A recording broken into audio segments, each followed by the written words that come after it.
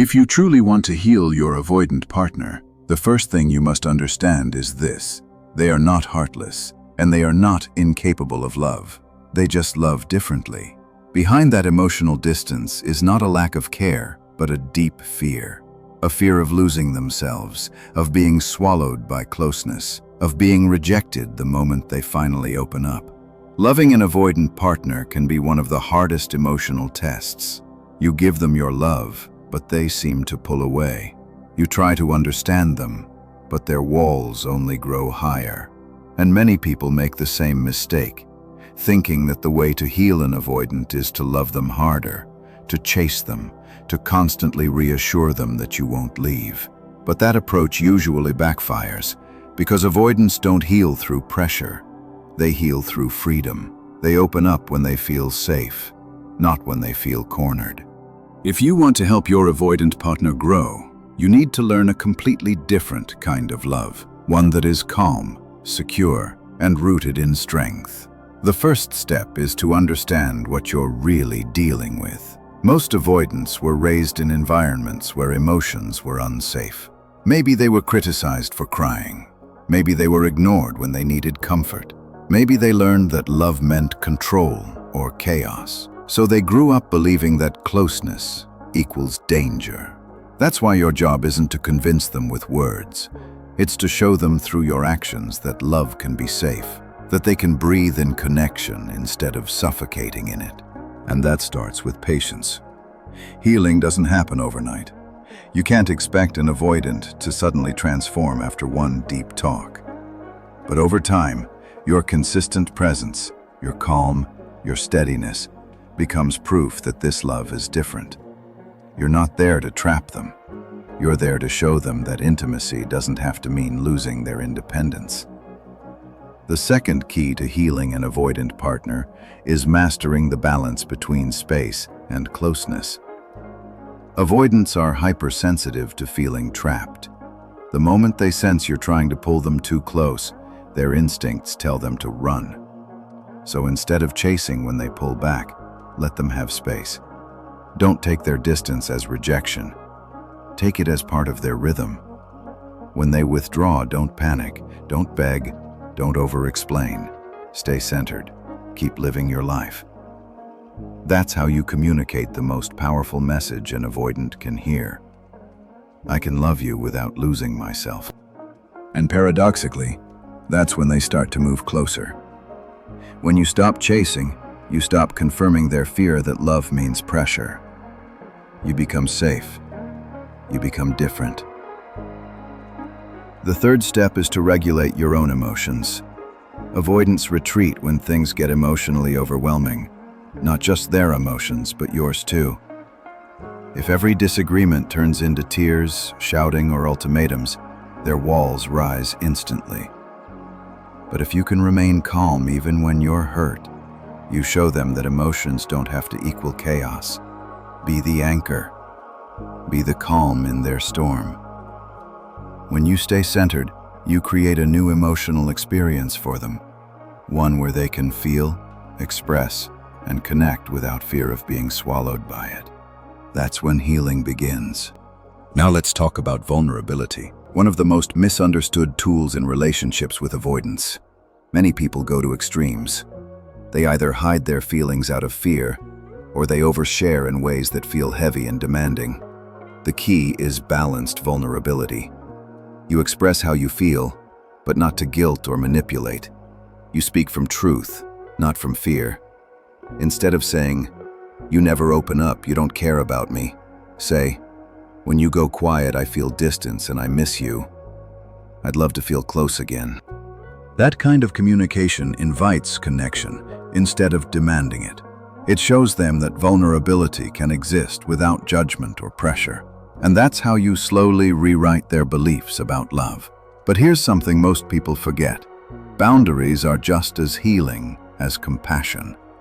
You can't help an avoidant grow by constantly tolerating their distance. Boundaries are not punishments. They are acts of self-respect. When you calmly say, "I won't chase you when you disappear," or "I need communication to feel connected," you're not being controlling, You're being healthy. You're showing them what secure love looks like. Because when you respect yourself, you teach them that love is not about losing identity. It's about two strong people meeting in the middle. The fifth principle in healing an avoidant partner is letting go of the need to fix them. Many people take on the role of healer, thinking their love will erase the avoidant's fears. But the truth is, no one heals by being fixed. They heal when they feel accepted. Acceptance doesn't mean tolerating bad behavior. It means seeing the human beneath the armor. It means acknowledging that they're scared, not broken. When they feel judged, they shut down. But when they feel seen and respected, they start to soften. Healing doesn't come from control. It comes from compassion combined with strength.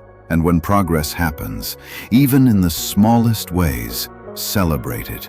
Avoidants don't heal in leaps, they heal in steps. A random text that opens up, a small moment of vulnerability, a conversation instead of avoidance. These are signs of growth. Don't dismiss them as not enough. Acknowledge them.